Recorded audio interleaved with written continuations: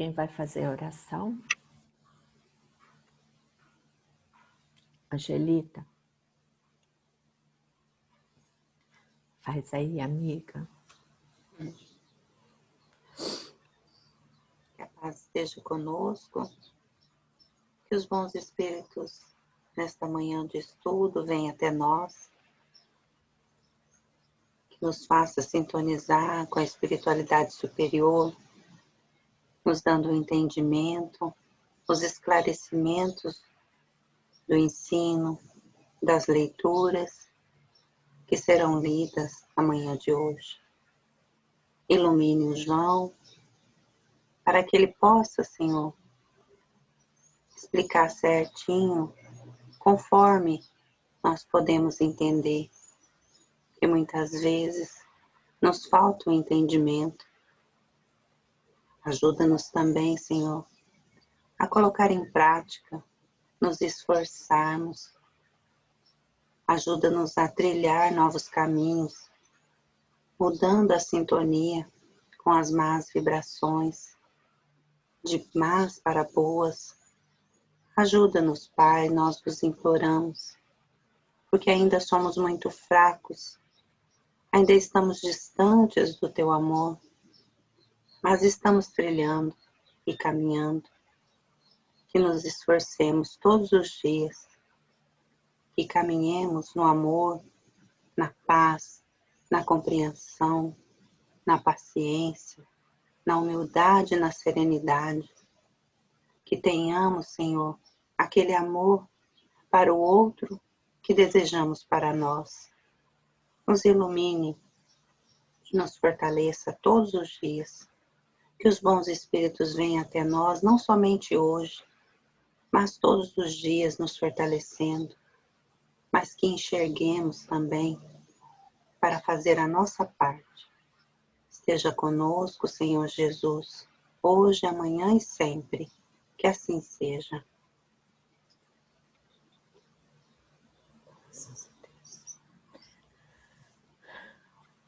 Graças a Deus. Bom, então vamos lá. Estamos no capítulo 26, né? Sim.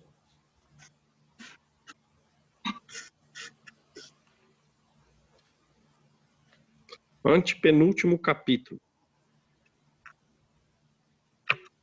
Estamos acabando o Evangelho.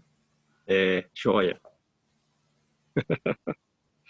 Então vai, capítulo 26, dai de graça o que de graça recebeste. Mateus capítulo, donde curar? Mateus capítulo 10, versículo 8.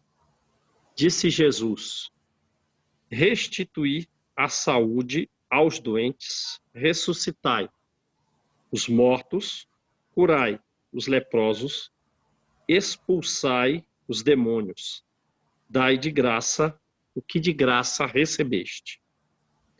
Então a mediunidade tem essas finalidades aí, né? Mais diretas: saúde aos doentes, ressuscitação daqueles que estão mais doentes, na iminência da morte. Aí, num caso específico, cura de uma doença que assolou a humanidade por muito tempo, a hanseníase e a lepra, e a obsessão, né? Que ainda faz parte do nosso processo evolutivo. Tem uma finalidade positiva, o processo obsessivo para a depuração das nossas almas, né? E aqui o verbo expulsar os demônios, como a gente sabe, não é bem expulsar e tipo vai e fica, Deus dará, como um barco à deriva no oceano, não.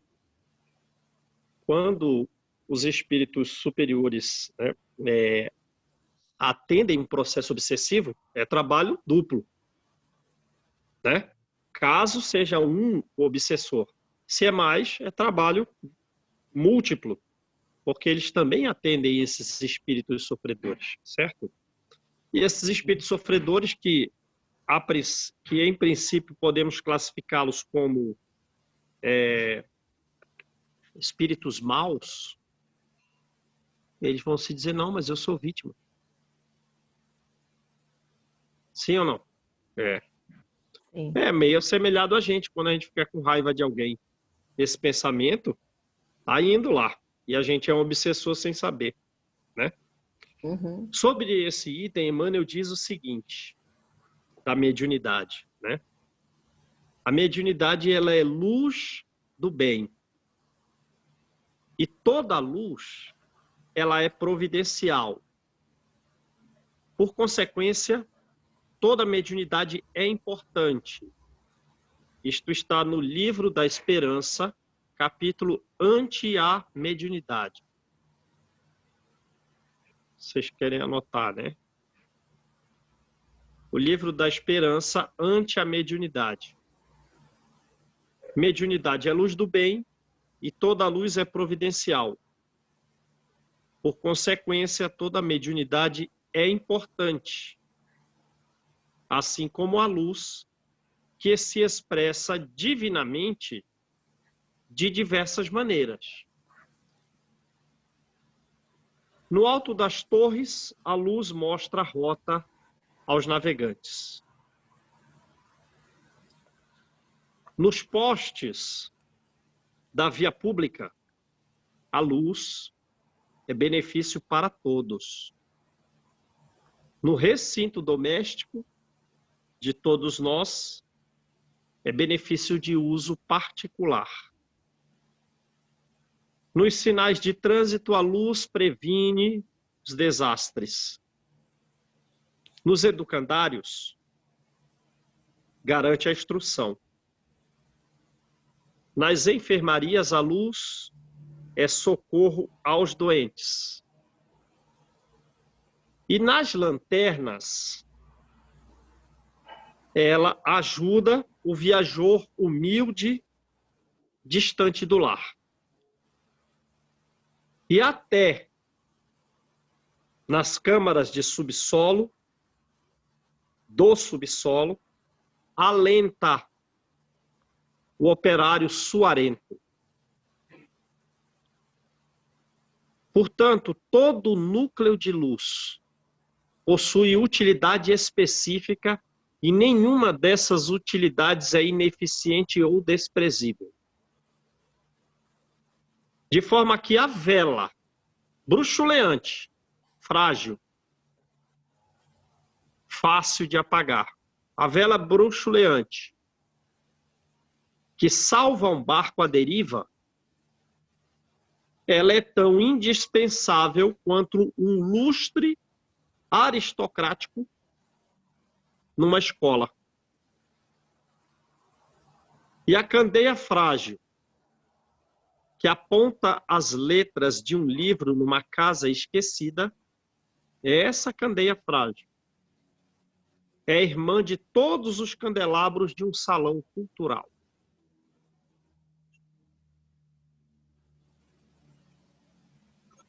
No que tange à luz, o espetáculo é acessório, o que vale é o proveito. Também, com relação à mediunidade, o fenômeno é complemento. O que vale é o serviço. Portanto, em qualquer tarefa, deixemos que a mediunidade brilhe em nossas mãos. Porque, similarmente, a lâmpada apagada é semelhante a forças das trevas. Entre elas, não há diferença. Beleza? Beleza. Então, independentemente da nossa mediunidade, o importante é sermos com ela úteis. Se não somos um Divaldo, que é um candelabro aristocrático a iluminar o mundo, nós somos irmãos desse candelabro. E a nossa mediunidade também é essencial nos serviços que ela desempenha. Beleza? Beleza. Então vamos lá. Item 2 de Kardec. Dai de graça o que de graça recebeste, diz Jesus aos seus discípulos. Com essa recomendação, ele prescreve que ninguém deve cobrar por algo que não custou coisa alguma. Se não teve custo, também não pode ter venda. Ora, o que eles haviam recebido gratuitamente era a faculdade de curar doentes, a faculdade de expulsar os demônios, isto é, os espíritos maus. E é expulsar, como nós falamos naquele sentido, né? Ter uma equipe espiritual que vai receber esses outros, certo? Como a gente vê no livro de André Luiz, está cheio, né? Uhum. Vai no livro Nos Domínios da Mediunidade. Um médico em vida anterior que havia levado uma vida de abusar das suas pacientes. Ele abusou até da esposa do irmão. Lembram disso?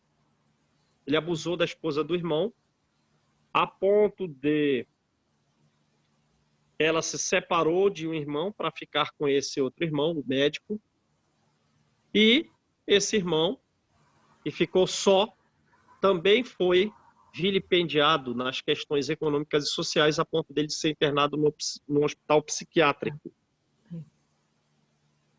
Conclusão, na próxima vida, esse que era médico anteriormente, ele ainda está jovem e ele tem ataques de epilepsia num processo de possessão completa.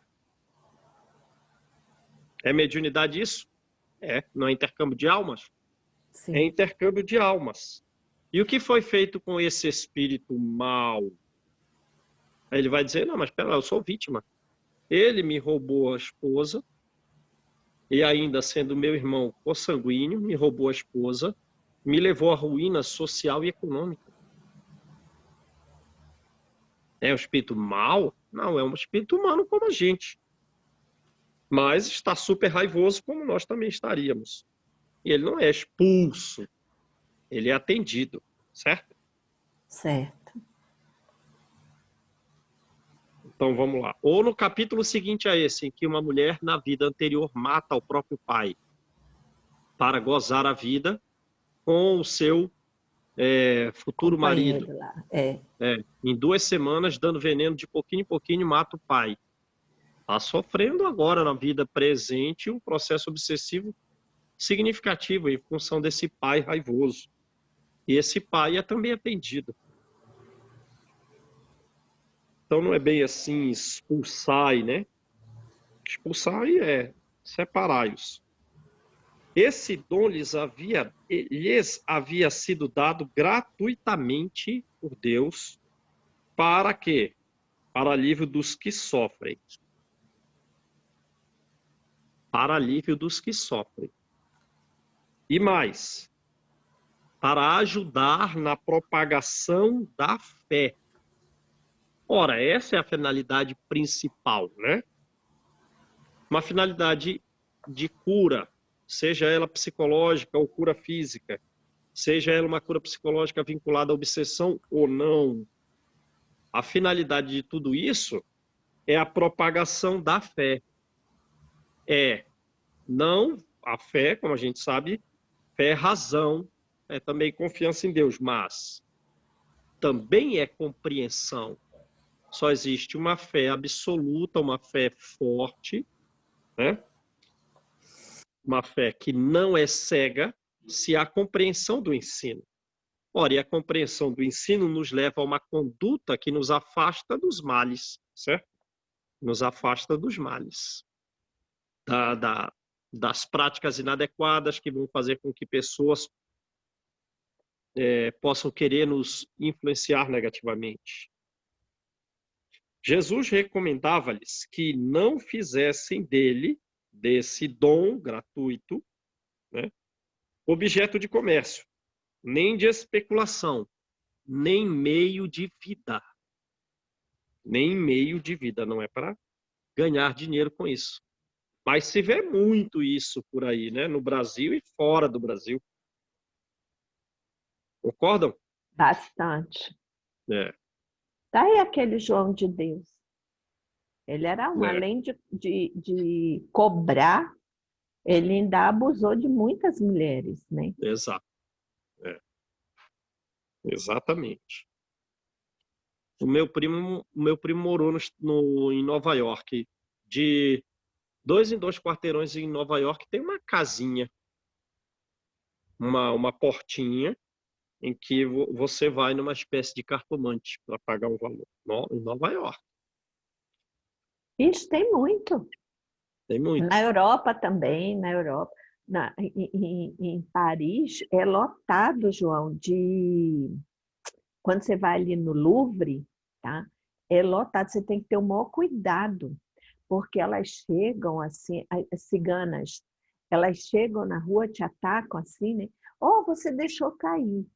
Aí é tipo como se fosse tipo não, é uma aliança parecendo de ouro e grossa, sabe? Pesada. Aí, olha, você deixou cair. Aí você diz, não, não é meu. Não, é seu, caiu aí, eu vi, caiu da sua bolsa. Aí alguém com os olhos maior, né? Ah, é ouro, né? Ah, é meu mesmo.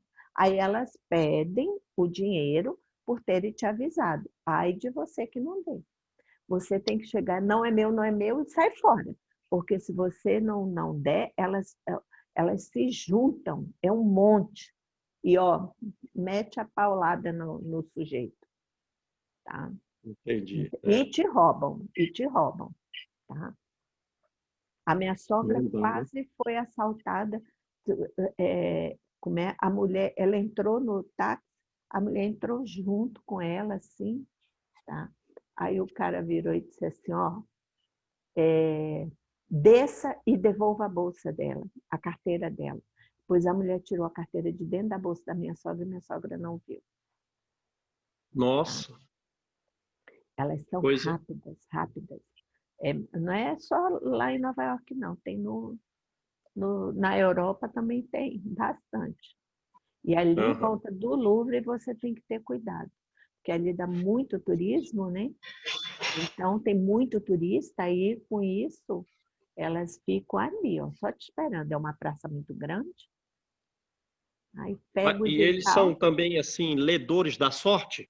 Sim, Porque lá, querem, eles querem que você. Olha, eu vou te dizer e tal, agora em francês, né? Aí não dá. Aí eu dizia logo, não compreendo, não compreendo, e fui fora. Falava em espanhol e fui saindo fora.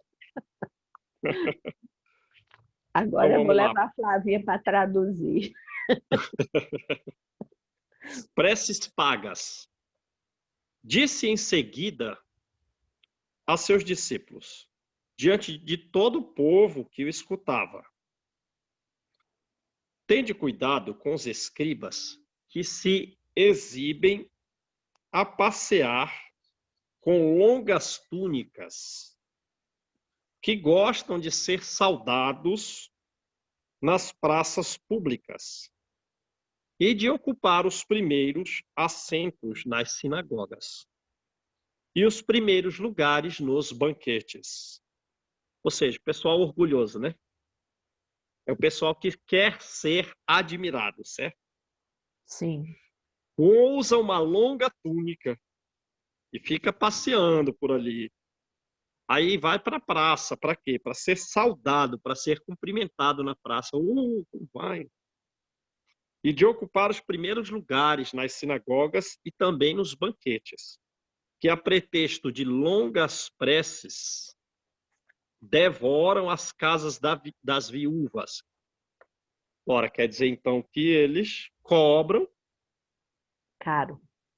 caro pelas preces feitas a favor de outros, a ponto de devorar as casas.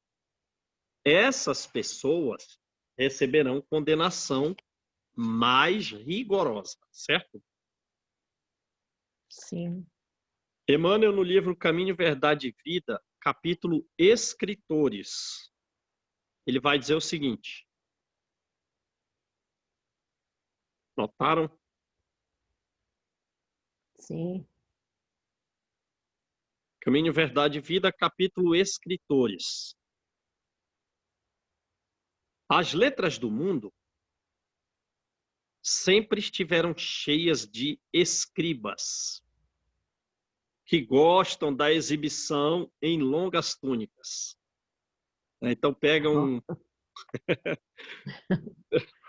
Então, em todas as áreas isso, né? Na religião, medicina, na engenharia, a área do direito. Pessoas, né? Em todo o mundo, cheias, né? As letras aí de todas as áreas, cheias de escribas que gostam das longas túnicas. São intelectuais ambiciosos e escritores excêntricos de todas as áreas, inclusive a de religião.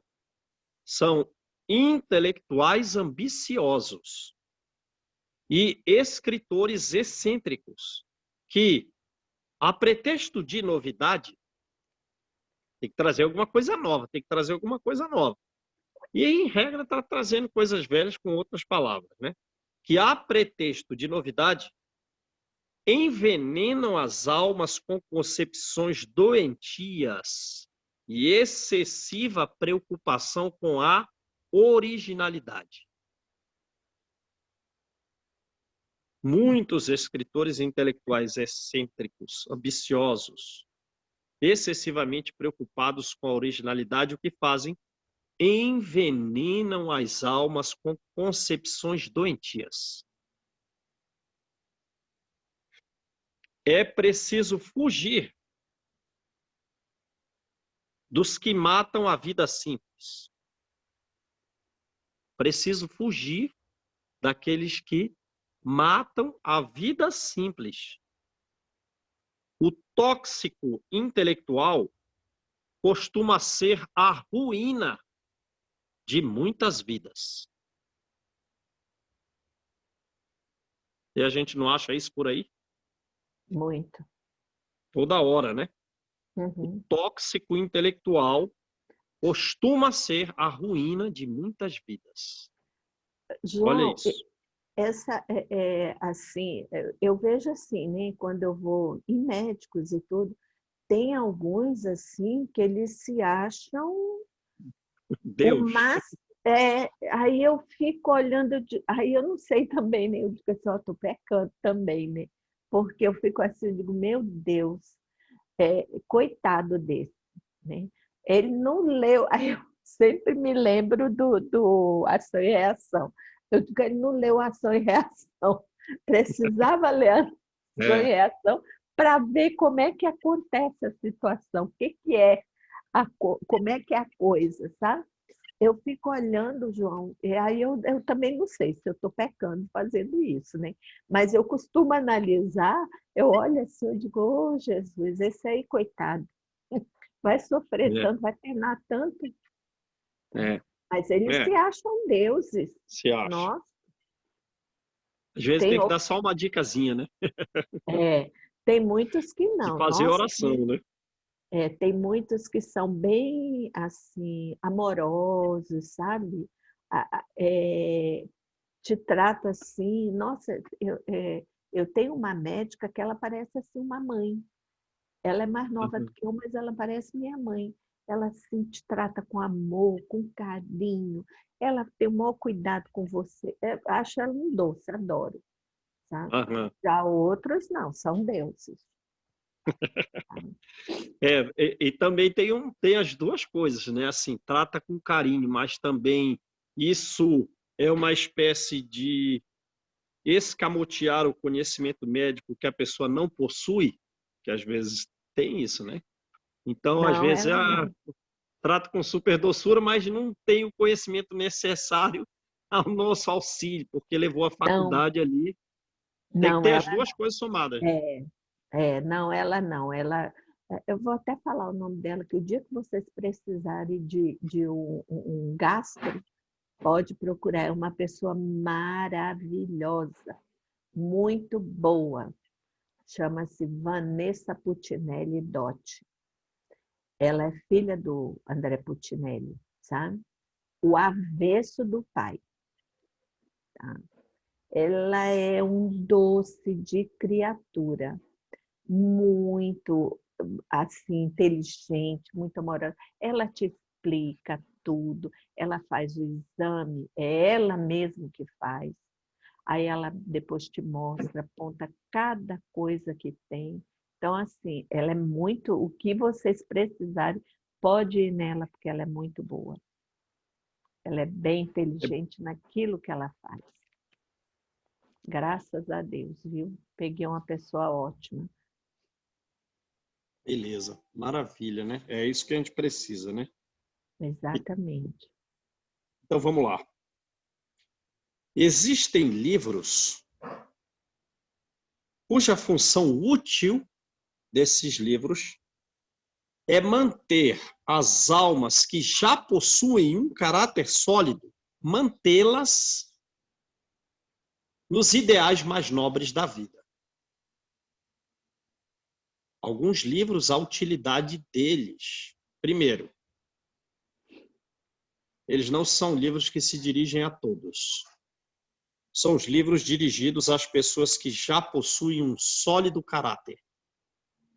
E esses livros as sustentam nos ideais mais nobres da vida.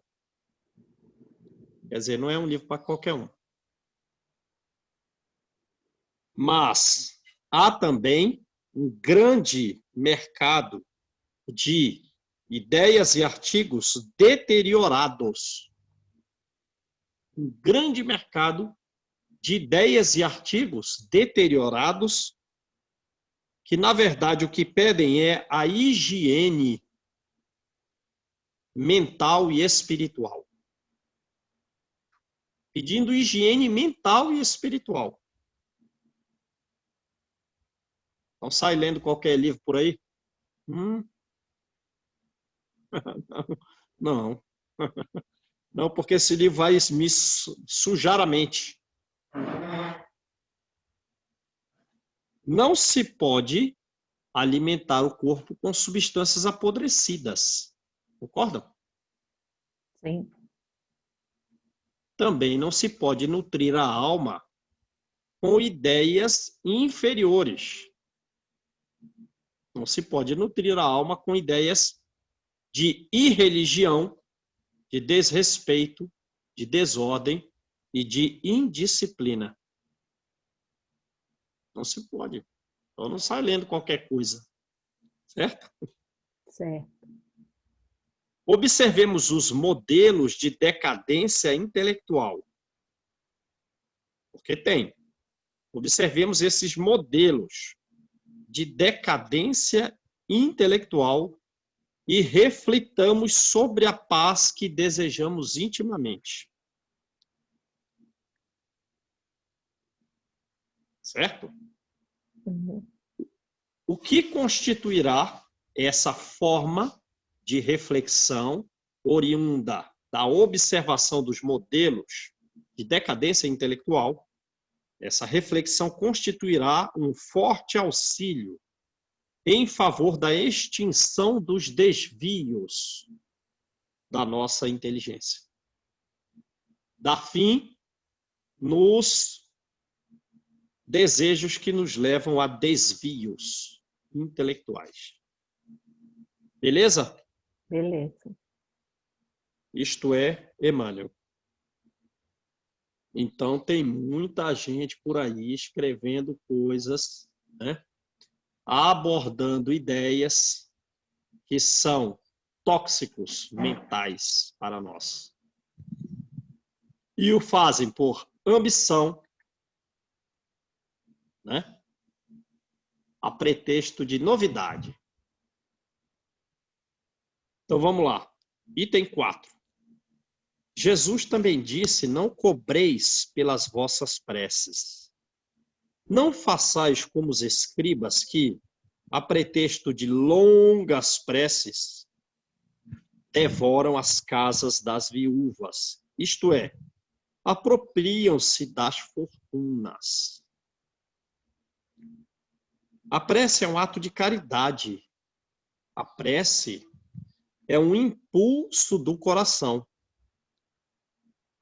Cobrar a prece que se dirige a Deus em favor de outro é transformar-se em intermediário assalariado.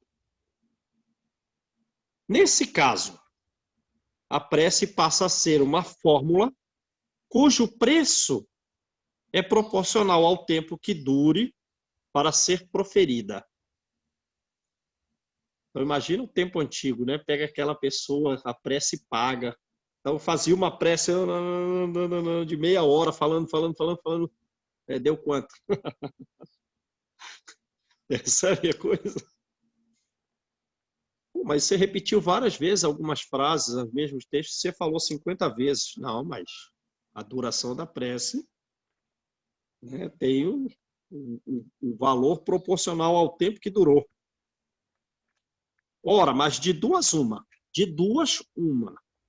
Deus mede ou não mede suas graças pelo número de palavras.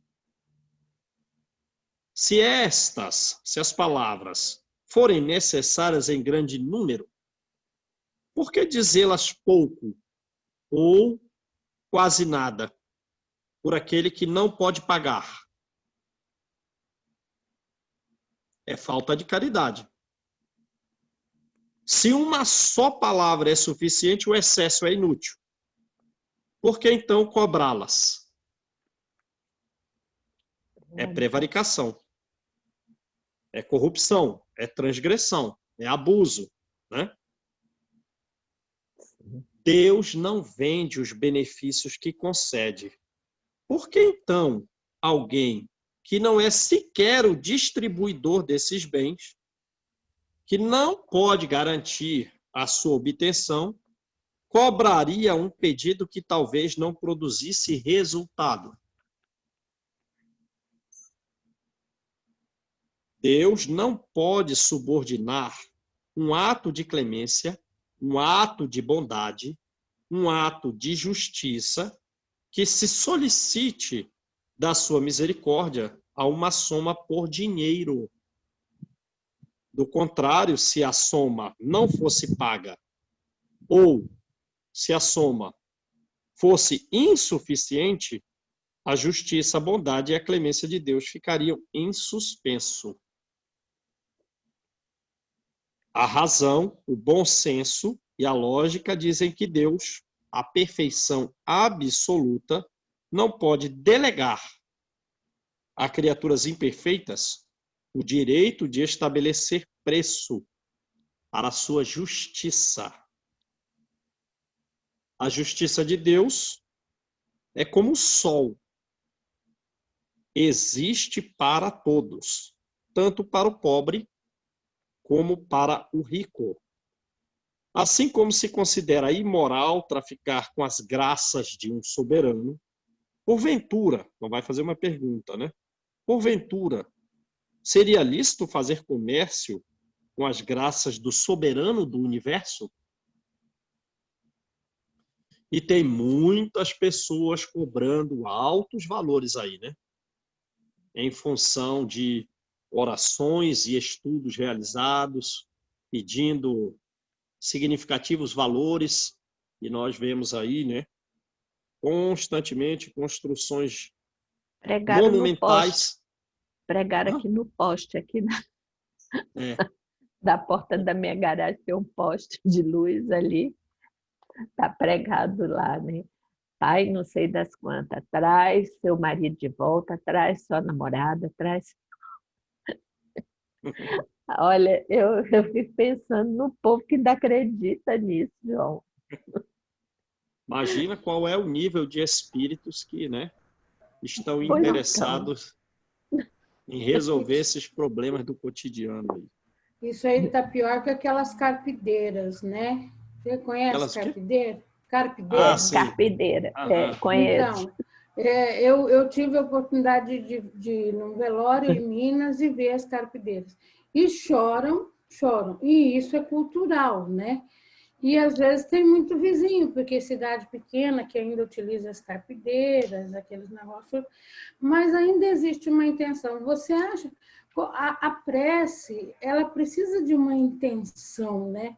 De uma vontade, de uma amorosidade, né? Daquela intenção de que realmente...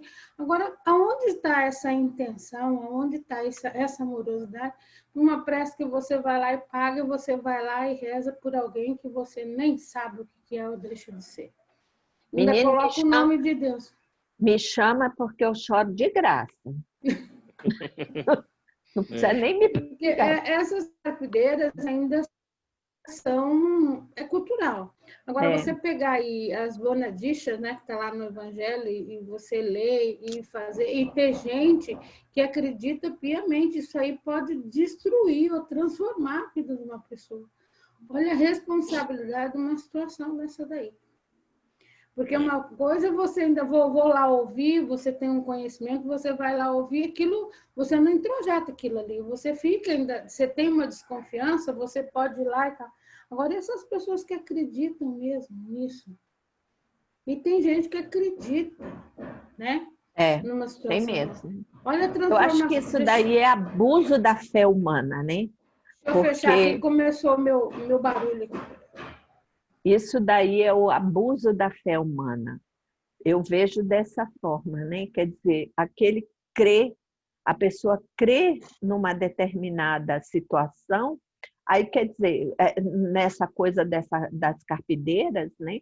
Quer dizer, ele crê, olha, elas vêm, elas vão chorar pelo meu irmão, pelo meu pai e tal, elas vão nos ajudar.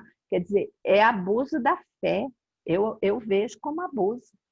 Se abusar da fé. São cegos conduzindo cegos, né? Vão ambos cair no fosso. E é bom que caiu no fosso, porque do fosso se recuperam, né? A justiça de Deus está em tudo. Por exemplo, num processo obsessivo, alguma espécie de injustiça? Não. E às vezes ele deve ser, digamos assim, libertado antes da hora? Não. Quem vai libertar eles? São os espíritos superiores? Os que estão num processo agressivo? Não. Não. São eles mesmos. São eles mesmos, os espíritos superiores, o que eles fazem? Eles dão conselho. Como é que você vai numa casa espírita? Amigo, você está muito cheio de obsessores aí e tal. Vamos aqui fazer uma oração para resolver esse problema de imediato. Paga algum valor ou não paga nada, mas vai resolver rápido? Não vai.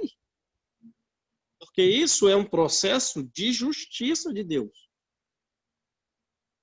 E como é que as pessoas... É elas que vão ter que se entender. Elas vão ter que perceber que o perdão é o bom caminho para ambos, porque todos precisam de perdão. Porque o benefício mútuo é o melhor caminho para todos nós, porque todos temos dívidas. Então, ninguém vai fazer por nós a nossa parte. O que os espíritos vão fazer até num processo obsessivo que causa problemas de natureza até fisiológica? Nada a não ser dar conselho, a não ser aconselhar e dar boas energias. O resto é conosco. Então, como é que eu vou pagar alguma coisa para me libertar de alguma dificuldade ou encontrar um caminho mais fácil, se a dificuldade e o caminho difícil tem por finalidade o engrandecimento da nossa alma para que nós não voltemos às práticas equivocadas? Não tem como você comprar isso. E ninguém te substitui num caso desse. Então, vamos lá. Então, não tem como. O engrandecimento nosso é, antes de tudo, de caráter educativo, de caráter cultural. A gente tem que estudar muito e buscar praticar. Estudar muito e buscar praticar, não tem outro jeito. E ninguém vai nos substituir nisso. As preces pagas têm outro inconveniente. Qual inconveniente? Qual outro inconveniente? aquele que às compras se julga, na maioria das vezes, dispensados de orar ele próprio, já que se considera quite desde que deu o seu dinheiro. É isso que nós estamos falando. Então, eu não vou fazer nada porque eu comprei. Eu comprei o meu progresso. Como assim você comprou o seu progresso? Né? A preço de dinheiro você se tornou moralmente melhor? A preço de João, recurso financeiro? isso tudo vem da cultura do catolicismo na época medieval, onde eles vendiam as indulgências, né? Era aquela fortuna, tá? Isso tudo vem daquela época, ainda existe isso, né? Você cegueira vê, prolongada. então, você vê que uma missa, vou mandar rezar uma missa, você paga. E isso resolve? Quer dizer, eu acho assim, eu faço aqui, eu faço minha oração pelos meus mortos, entendeu? Pelos meus familiares que já foram. Eu não preciso ir lá na igreja pagar para ter uma missa. Com certeza. Eu mesmo oro por eles. Então, digamos assim, sim, de fato, a cegueira religiosa do passado ainda existe hoje, em um significativo grau, e ainda os que se tornaram justamente por terem desenvolvido a razão, se tornaram, né, não religiosos em função justamente dos erros da igreja pregressa. Então, não conduziu as almas. Alguns permanecem na cegueira e outros também permanecem cegos, se achando deuses. Não dá. Não dá. Então, vamos lá. Não tem como, porque religião é se religar a Deus. Como? Com desenvolvimento intelecto moral. Não há recurso para se comprar isso. Sabe-se que os espíritos são tocados pelo fervor do pensamento de quem se interessa por eles. Ora, qual pode ser o fervor daquele que incumbe um terceiro do encargo de orar por ele, mediante um pagamento? Que fervor há? Não há fervor nenhum. E ainda, qual o fervor desse terceiro quando delega o seu mandato a outro, este a outro e assim por diante? Não será reduzir a eficácia da prece ao valor de uma moeda corrente? Sim, ao valor de uma moeda corrente. Certo? Certo. Então vamos lá. Mercadores expulsos do templo. Marcos, capítulo 11, versículos de 15 a 18. Mateus, capítulo 21, versículos 12 e 13. Eles vieram em seguida a Jerusalém. E Jesus, entrando no templo, começou por expulsar dali os que vendiam e compravam. Derrubou as mesas dos cambistas e derrubou os bancos dos que vendiam pombos dentro do templo, né? E não permitiu que alguém transportasse qualquer utensílio pelo templo. Transportando utensílio, né? Vendendo coisas ali. Ao mesmo tempo, os instruía dizendo, agora imagina a energia de voz de Jesus, né? Jesus é uma pessoa que, sendo o espírito crístico, conforme a gente lê nos livros, ele dosava simultaneamente uma energia austera, sem ser agressiva, e uma energia doce e amorosa, sem ser fraco, submisso. Deu para entender isso? Tenta imaginar uma energia masculina, de austeridade, mas sem ser agressivo. E também uma energia muito amorosa que nenhuma mulher possui, mas também sem ser frágil. Aqui ele está com austeridade máxima, mas ele não agrediu ninguém. Mas ele derrubou banco, ele derrubou mesa. E nessa hora, essa frase ele deve ter dito com uma significativa austeridade. Uma energia, como diz aqui para trás, né? A mensagem de Lázaro diz varonil, quer dizer, de um varão, uma energia masculina de força. Não está escrito: minha casa será chamada casa de oração por todas as nações. Entretanto, fizeste dela um covil de ladrões, mas sem ser agressivo. Os príncipes dos sacerdotes, ouvindo isso, procuravam meio de o prenderem, porque o temiam, pois o povo estava maravilhado pela sua doutrina, uma postura de extrema coragem, coisa que ninguém quis falar. Ele foi lá e falou, né? Olha, aqui não é um local de compra e venda. Vocês fizeram uma casa de recolhimento para que o homem se ligue ao Pai no mercado. Isso aqui é um mercado. Aldeias próximas aqui de Jerusalém têm a finalidade simplesmente de criar animais e ter plantações para alimentar esse templo. Ora, eu vou criar alguns bois, porque as pessoas têm que comprar o boi para ser sacrificado no templo, para que os sacerdotes se alimentem dessa carne.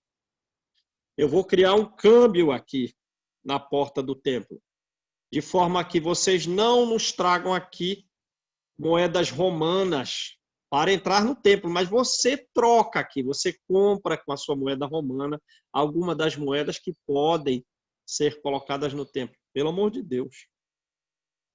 Jesus expulsou do templo os mercadores. Condenou, assim, o tráfico das coisas santas sob qualquer forma. Mas a lição não foi aprendida em muitos lugares. Você vê um grande comércio de coisas santas, né? Compra um copo, compra isso, compra aquilo outro.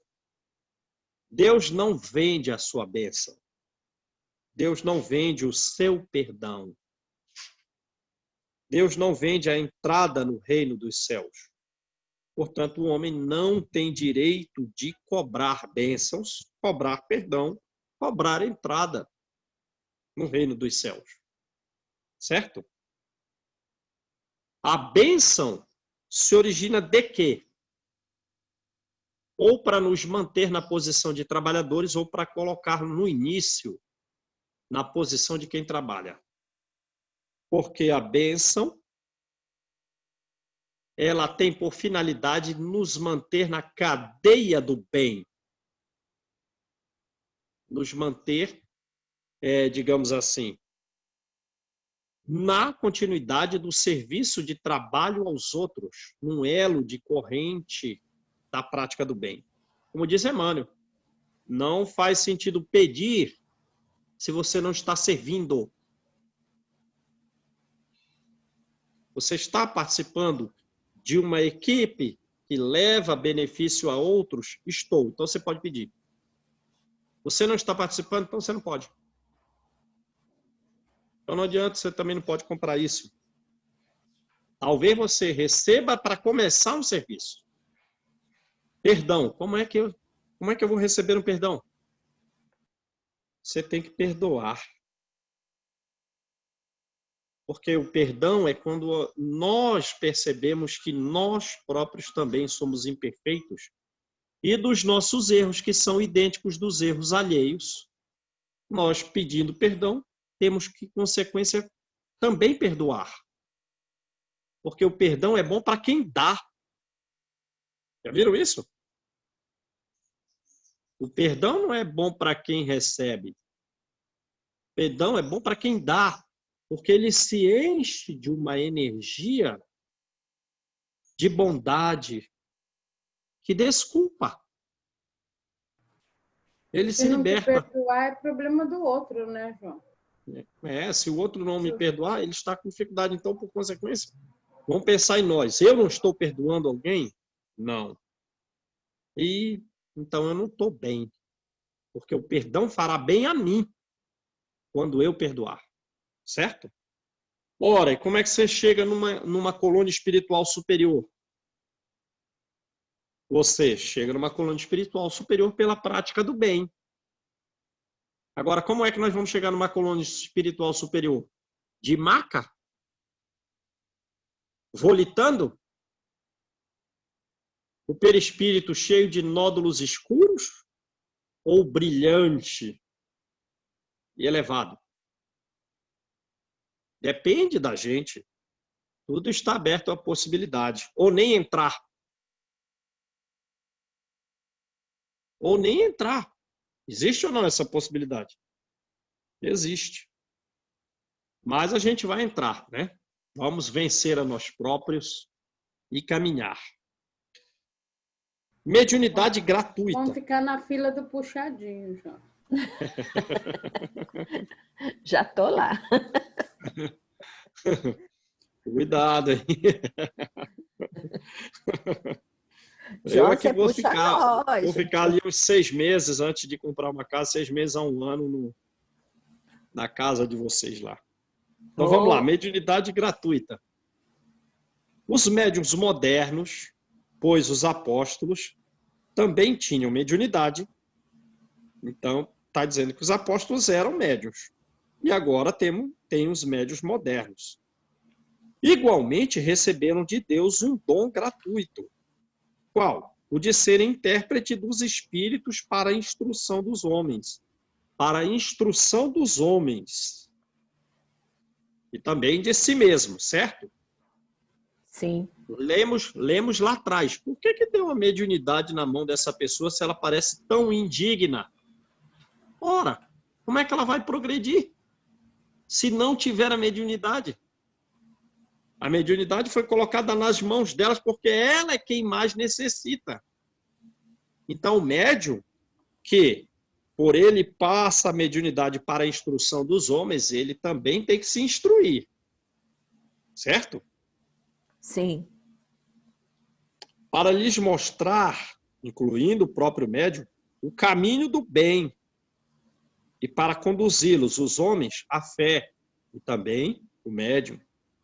E não para lhes vender palavras que não lhes pertencem, visto que essas palavras não são frutos das suas concepções, não são frutos das suas pesquisas, não são frutos dos seus trabalhos pessoais.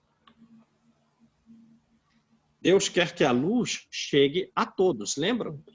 O livro dos médiuns. O médium em si, como um indivíduo, é de pouquíssimo significado.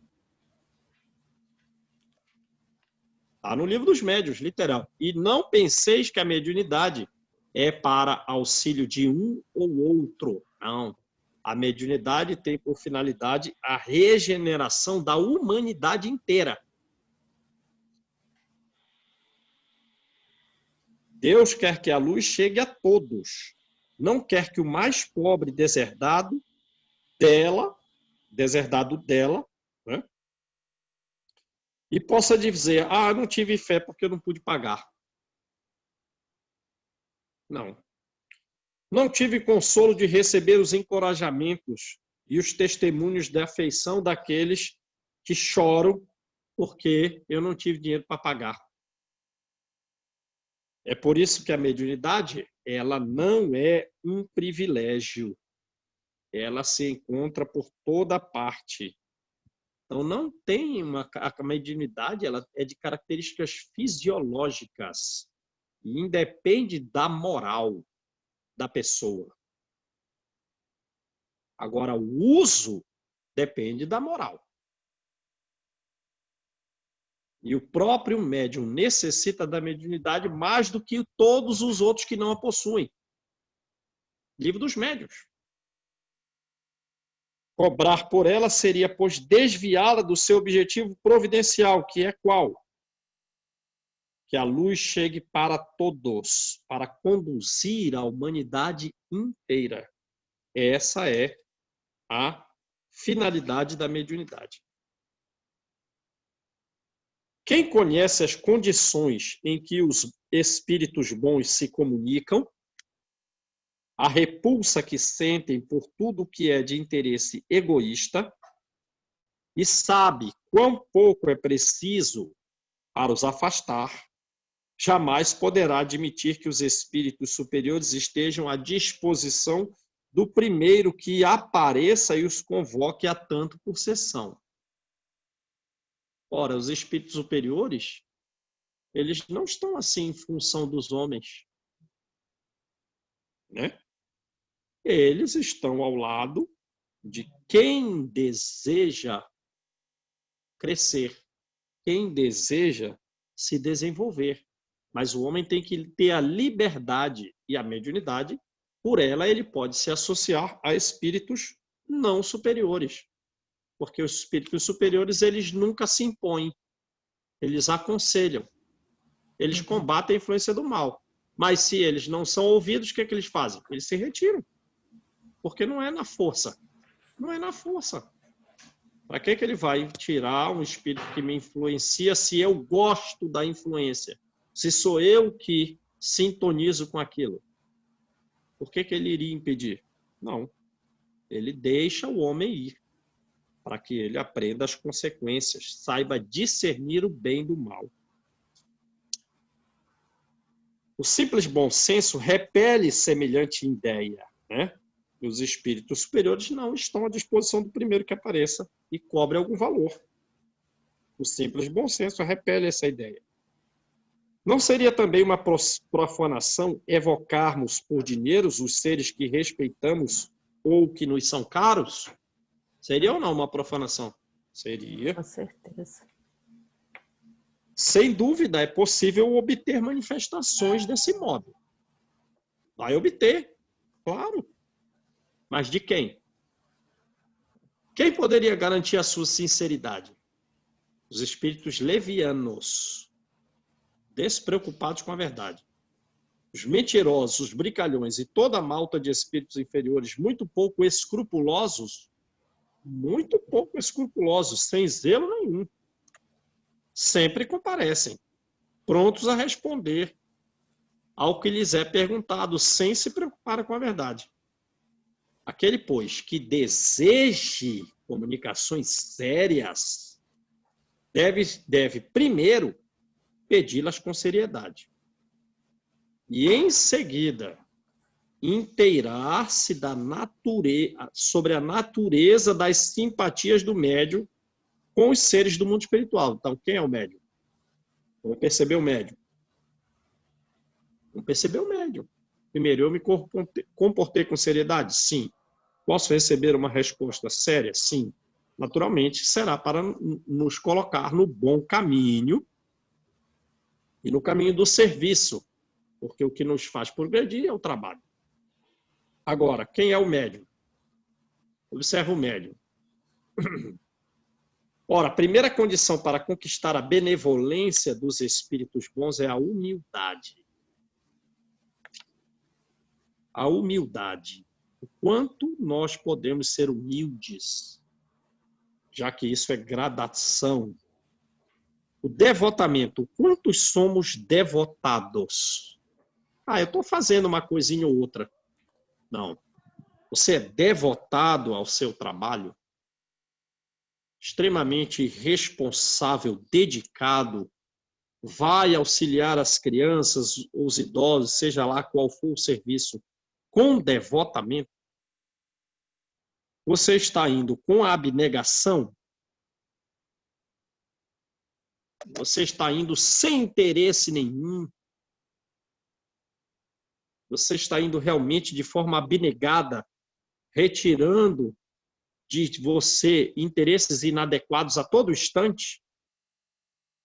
E ainda, você mantém o absoluto desinteresse moral e material. Ah, não, eu não estou cobrando valor, mas você está com interesse moral? Está com interesse de ser admirado?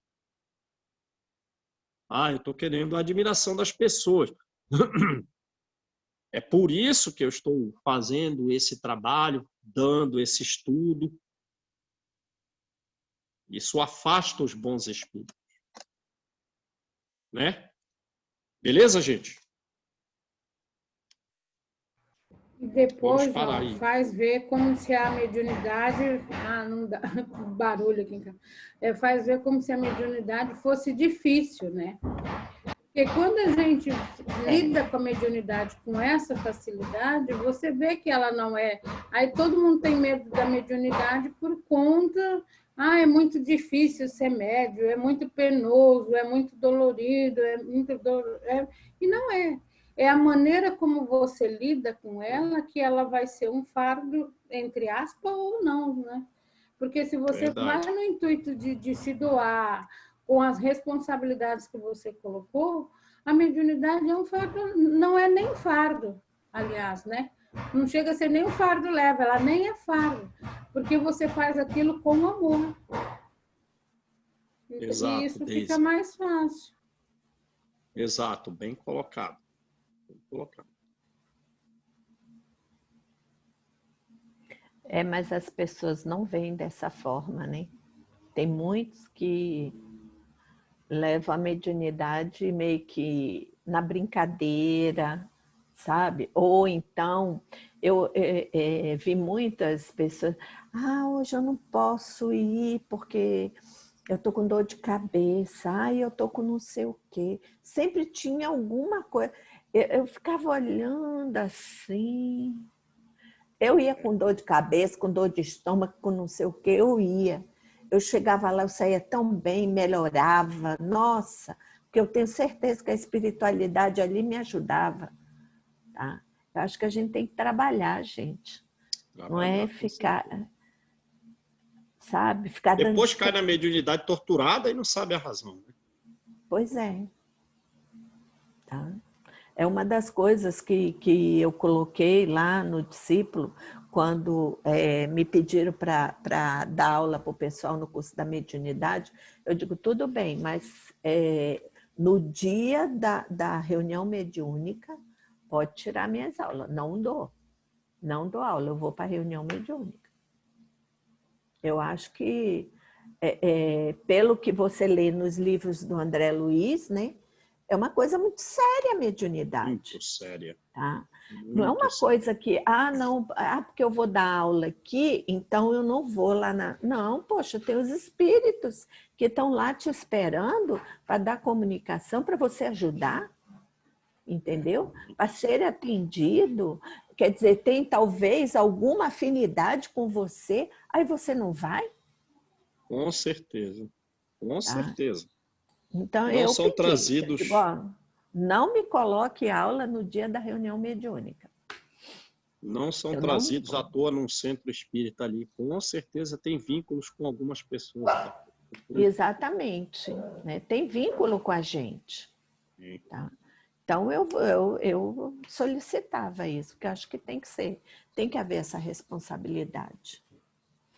E a responsabilidade do estudo, né, João? Já passou essa época. Por exemplo, igual eu falei, quando eu conheci a mediunidade com a minha avó, tinha muita reunião que era feita na casa das pessoas. Né? Aqui já tinha um discípulo, mas era mais complicado.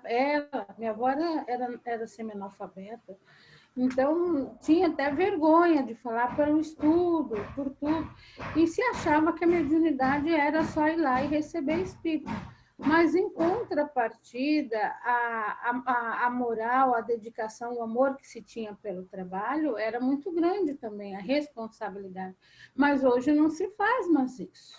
Hoje nós sabemos que o médium ele precisa do estudo para o desenvolvimento da sua mediunidade.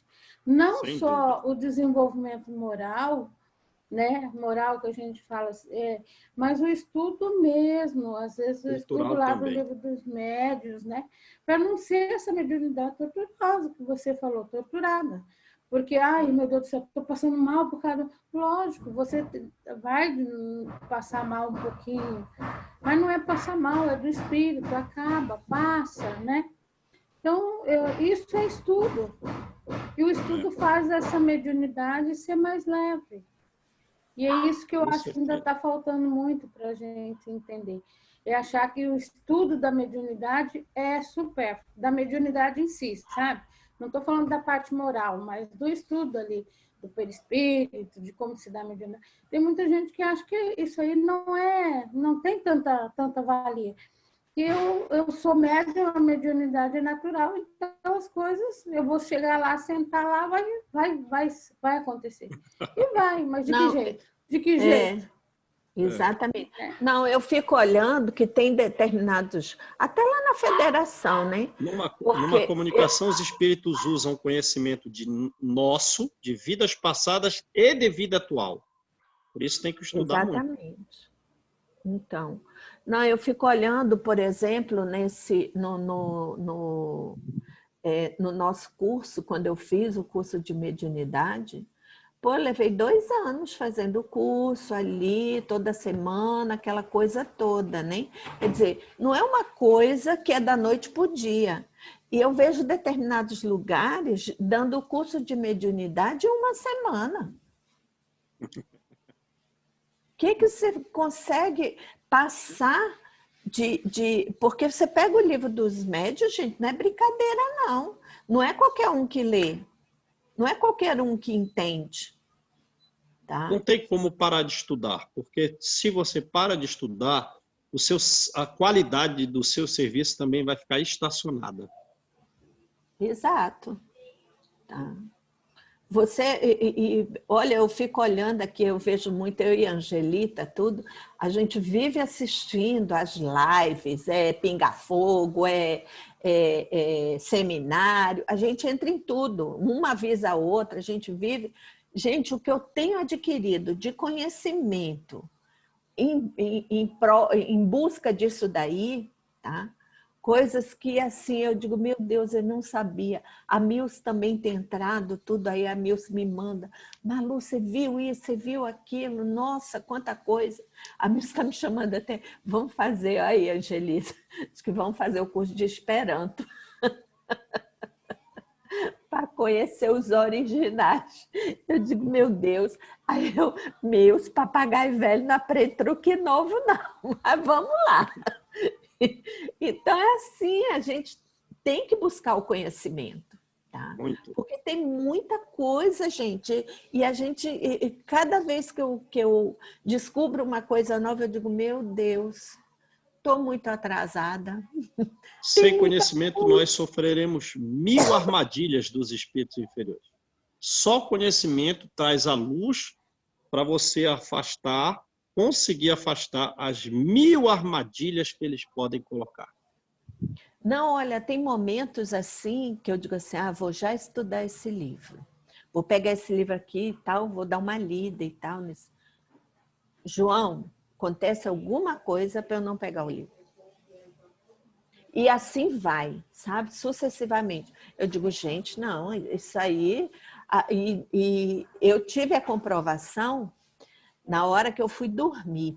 Acho que foi o quê? Domingo? Acho que foi domingo.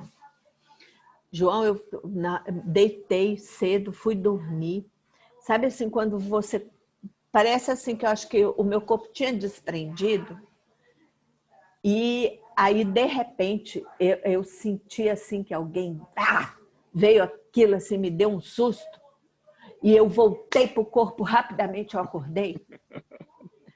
Aí eu digo, olha aí, os bichinhos estão aqui do meu lado. Aí eu comecei a orar. E eles me atrapalham até na oração. Eu começo a orar. Eu começo a orar, aí eles interferem, a minha mente desvia. Aí gente, eu estava falando isso. Eu estava conversando com Deus nessa hora. Aí eu volto de novo. João, é difícil, hein? Não é fácil, não. Lembra que uma das formas da gente vencer os espíritos inferiores que tentam nos obsidiar, primeira coisa, obsessão simples não tem prejuízo, não tem nada demais. Numa obsessão simples, o espírito se mostra, o médium sabe que está, digamos assim, em contato com um determinado espírito, né? Ele não é como um espírito da fascinação, é diferente. Fascinação é outra coisa. Então, a obsessão simples não tem prejuízo. Não tem graves consequências. É só um importuno. Sabe, uma pessoa que está tagarelando aqui dentro da sua casa quando você quer se concentrar? Isso é obsessão simples, não tem prejuízo. Primeira coisa, então, tranquilidade. Outra coisa, você tem que se mostrar mais calmo do que ele. Porque se você se irritar, isso vai estimulá-lo. E se você mostrar paciência, ele que vai, depois de um tempo, se desestimular, percebendo que não gera efeitos que ele deseja, percebe? Então você tem que mostrar que você não está enganado, você tem que se mostrar paciente, você tem que orar por ele, pedir auxílio ao teu anjo da guarda e aos outros espíritos superiores que nos são simpáticos. Essa é a forma de acabar com o processo de obsessão simples. Não, inclusive eu peço para orientarem ele, né? Que é um espírito amigo. Eu falo, você é um espírito amigo. O tratamento da fascinação e da subjugação é outro. E esse é da obsessão simples, que não tem prejuízo para nós. Beleza? Então, primeira coisa, tranquilidade. Fica calmo. Né? Se a gente se irritar, ele vai ficar assim, tá funcionando, ele se sente estimulado. Vou contar uma história rapidinho, João. Aqui no corredor de casa, eu tenho medo de espírito e não nego. Faz 40 e poucos anos, quase 40 anos que eu mexo com espírito, mas até hoje eu tenho medo. E ó, que ainda estudo, hein, João? Não vem puxar minha orelha, não, que você sabe que eu ainda estudo. Mas eu tenho medo. Aí eu fui passar pelo corredor e tinha um parado no corredor. Gente do céu, quase que eu desmaio. E eu olhava para ele, ele olhava para mim, aí os guris... Quando eu começo a parar, os meninos já falam, lá vem a bruxa. Eles falam assim, né? Para debochar de mim, para brincar comigo. E eu encarava o espírito daqui para lá, aí eu comecei a pensar isso que vocês estavam falando. Eu falei, gente, tá de brincadeira, não se viu, né? Mas eles captam aquilo que a gente pensa. Falei, não é possível, eu não sou mais moleque, eu não sou mais criança, eu já estudei, como que eu vou ter medo de passar por um espírito? Eu vou passar, eu tenho que passar no corredor. Eu passei e fui para lá, né? Aí, na hora que eu voltei, eu voltei e olhei para trás e falei, será que ele ainda está lá, né? Mas não estava mais. Mas você vê esse tipo de brincadeira, de zombeteiro, mas que você percebe, se você não enfrenta, se você, pelo medo, você faz coisa que Deus duvida. Assim, pelo conhecimento que a gente tem, eu conto até então de brincadeira, mas na hora, para mim, foi difícil. Eu brinco hoje, né? Sim, mas teve que vencer, né? Tem que vencer. E não foi fácil na hora. Mas você vence por quê? Porque você tem um conhecimento, porque você tem um estudo. Porque senão você olha para aquilo ali, você desespera, você tem medo, você não... né? É o conhecimento que te dá essa oportunidade de vencer esse medo. Né? O medo existe, mas como você tem o conhecimento, você supera. Porque se você não tivesse o conhecimento, o medo é maior. Pensa eu que ainda não tinha o conhecimento da doutrina, de um modo geral, né? Eu me dizia espírita, mas, como eu já falei para vocês, só de ler romance. Aí, o que aconteceu? A gente morava em Brasília, que eu vou passando do meu quarto saí do banheiro, vou passando para o meu quarto, que eu olho para a área, assim, tinha o corredor, né? E aí tinha a porta da cozinha, que eu olho e tem um homem sentado lá na pedra da pia, balançando as perninhas, com uma túnica branca, balançando as perninhas. Gente, catei minhas coisas tudinho e fui dormir com minha mãe. Não teve quem fizesse. Corri, fui me embora, dormir com minha mãe. Aí, desde ali, eu dormia com ela, de medo que eu fiquei. Eu dizia, tem um homem lá. Aí, minha mãe, aonde? Eu digo, tá sentado lá na pia da cozinha. Aí, mãe, tem nada? Eu digo, tem, mãe. E fiquei com medo, tá? E eu ainda nem tinha um conhecimento que hoje eu tenho, né? Hoje não, mais tranquilo e tudo. Mas assim mesmo, eu ainda tenho um certo receio, porque às vezes eles me veem, eu tô deitada dormindo, assim, de repente vem e me dá aquele, sabe? Vem aquela cara assim, me dá aquele susto, sabe? Mas, assim, de encontrar cara a cara, não. E também na mesa mediúnica, mas ali eu não tenho medo. Na mesa mediúnica eu não tenho. Eu vou, tal, no outro dia mesmo, eles, numa das mesas mediúnicas, né? A gente foi buscar. Eu não sei, ali eu acredito, não sei, que ali era um vale de suicida. E assim, eu tenho muita coisa assim com mato e água. Eu não gosto, sabe? Eu não gosto de mato com água. E a gente foi, me levaram para buscar esse espírito num lugar que assim você não enxergava nada, nada. E você tinha que passar pelo meio do mato e aquela água nas pernas. Ah, e o medo de cobra, eu tenho pavor de cobra. Olha, João foi triste nesse dia, mas eu fui, busquei. Mas Tá no que eu serviço, né? aquela coisa assim, eu estava com medo, mas ao mesmo tempo eu me sentia protegida. Você já está melhor que o médium Antônio Castro, hein? Ó, João, dá o medo, não é fácil não, viu? É difícil, mas fui. Isso aí, tem que ir. Vamos lá, gente. Quem faz a oração aí pra gente?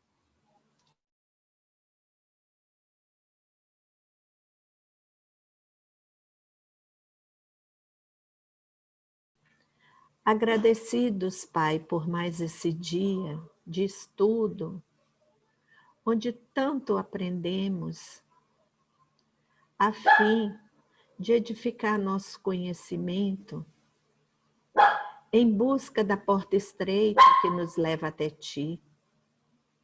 Senhor, abençoa a todos nós que aqui estamos, encarnados e desencarnados.